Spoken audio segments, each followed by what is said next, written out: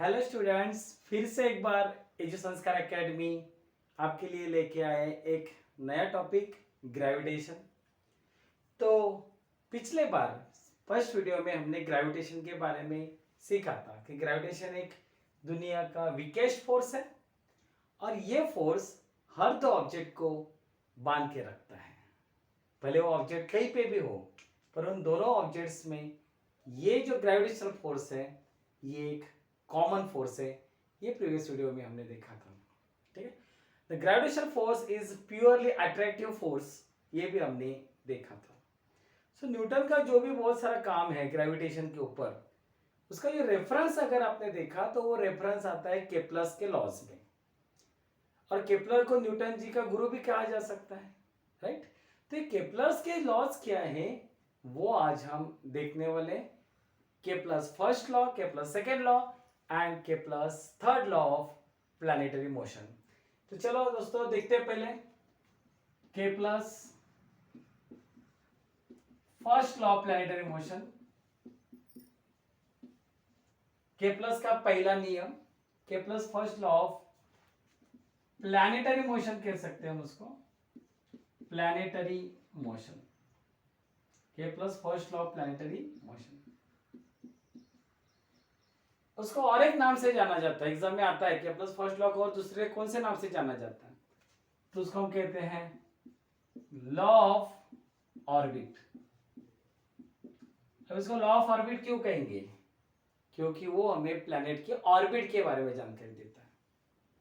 तो आपको पता होगा कि हर एक प्लैनेट सन के अराउंड एक ऑर्बिट में घूमता है। Every planet revolves around the sun in an orbit. So Kepler's first law क्या कहता है? Kepler's first law states that every planet revolve around the sun, revolve around the sun in an elliptical orbit. Every planet revolve around the sun in an elliptical orbit where sun is at one of the foci. So Kepler clearly कहता है कि हर एक planet सन के around जो घूमता है वो कैसे घूमता है, तो एक इलिप्टिकल ऑर्बिट में घूमता है। तो यहाँ पे आप देख सकते हैं कि ऑर्बिट का शेप दिया हुआ है इलिप्टिकल ऑर्बिट। तो क्या गोल घूमता है? नहीं, it is in the elliptical orbit. तो आपने इलिप्स सुना होगा पहले या देखा होगा। तो इलिप्स जो है अंडाकार शेप ऐसा होता है, राइट। तो ये जो शेप है इसमें कोई एक सेंटर नहीं होगा, इसमें दो सेंटर थे जिसे हम फोकाई कहते हैं। एक सेंटर यहाँ पे होगा जिसको F1 कहेंगे। यहाँ पे चौक रखा तो ये शेप ड्रॉ कर सकते हैं ना आप, और यहाँ पे चौक रखा तो ये शेप ड्रॉ कर सकते हैं। तो एक होगा यहाँ पे दूसरा फोकस जिसको हम कहेंगे फोकाई 2, राइट। तो इलिप्टिकल ऑर्बिट है, उसमें आपका ये प्लैनेट घूम रहा है एंड सन एक कोई भी फोकाई पे, तो सन आइदर हियर होगा या सन आइदर विल बी हियर, दोनों में से कहीं पे भी आपका सन होगा। सन आइदर यहाँ पे होगा या सन आइदर यहाँ पे होगा, उससे कोई फर्क नहीं पड़ेगा। पर आपका जो प्लैनेट है वो इलिप्टिकल ऑर्बिट में घूमेगा। तो उसे हम कहते हैं Kepler's first law of planetary motion, that is law of orbit. So आपको क्लियर है, ये ऑर्बिट के बारे में जानकारी दिया है कि कैसे घूमेगा कोई भी प्लैनेट अराउंड द सन। तो every planet revolves around the sun in an elliptical orbit where sun is at one of the focus. चलो दोस्तों अभी जाते हैं केप्लर्स सेकेंड लॉ की तरफ। सेकेंड लॉ जिसे हम कहते हैं law of area, law of area के नाम से भी जानते हैं उसे।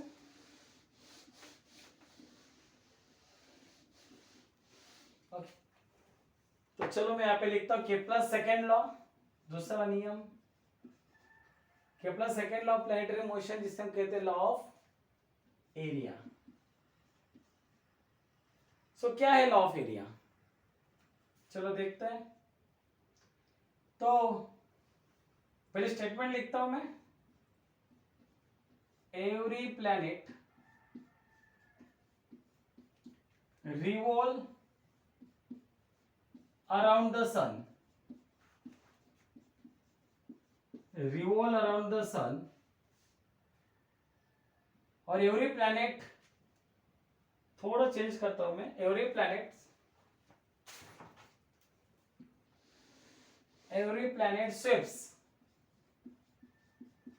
sweeps out, every planet sweeps out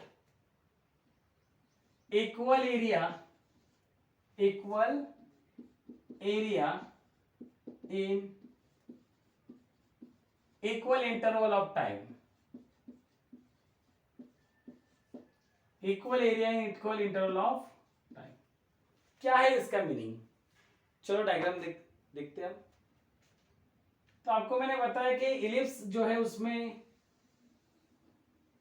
कोई भी प्लैनेट जो घूमता है, revolves in elliptical orbit, well sun at one of the foci.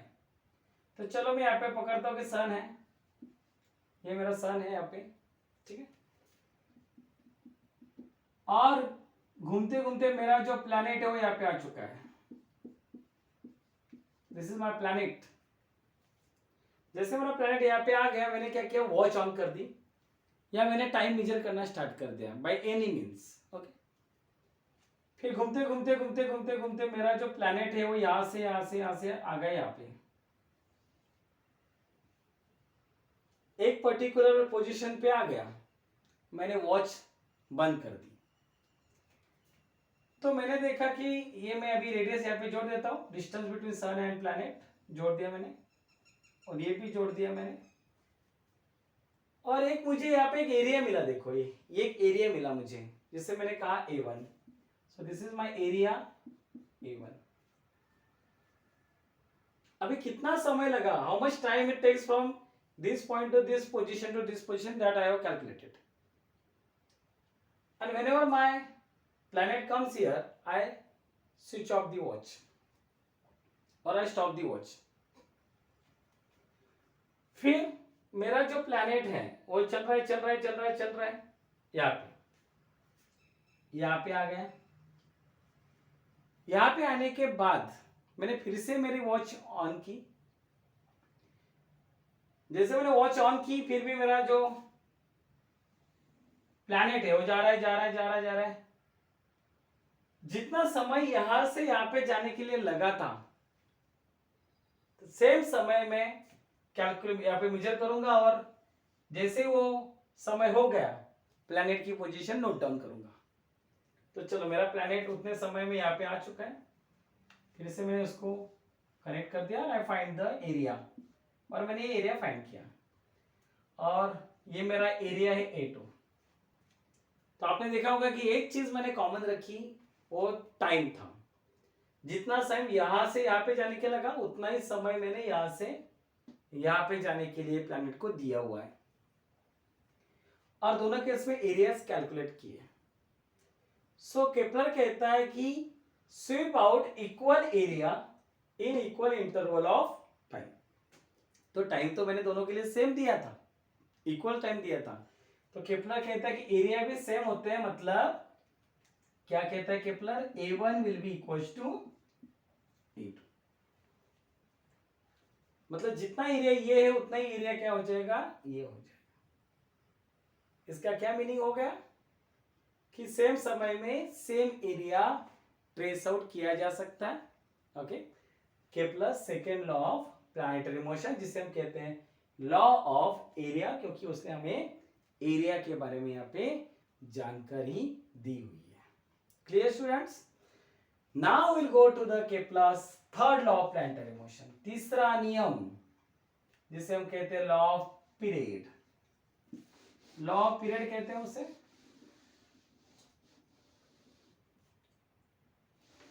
ये भी रद्द कर देता हूं मैं। अभी देखो के प्लस थर्ड लॉ क्या कहता है, जिसे लॉ ऑफ पीरियड कहा जाता है, मतलब डेफिनेटली ये हमें टाइम के बारे में जानकारी देता होगा। के plus third law of planetary motion क्या कहता है ये कहता है कि square of period of revolution is directly proportional to cube of semi major axis।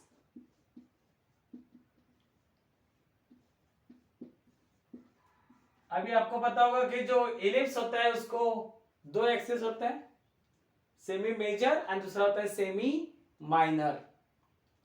जो छोटा एक्सिस होता है उसको हम कहते हैं माइनर एक्सिस, सेमी माइनर,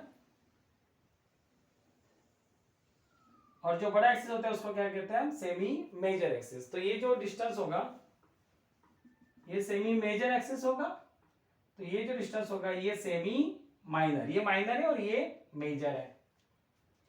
तो आपका जो प्लैनेट है वो तो घूमने वाला है, ठीक है।